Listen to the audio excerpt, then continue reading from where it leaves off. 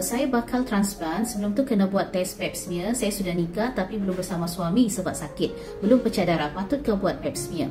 Okey, pap smear ni adalah pemeriksaan pangkal rahim yang mana kita buat saringan untuk prakanser cervix, kanser cervix dan prakanser cervix ya.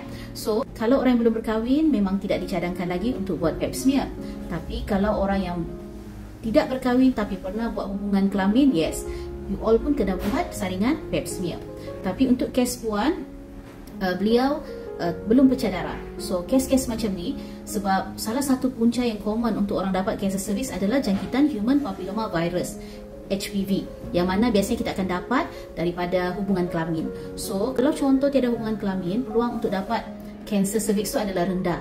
Tapi masih ada juga faktor-faktor risiko yang lain lah yang boleh menyebabkan kanser cervix, contoh keturunan ataupun heavy smoker contoh kan.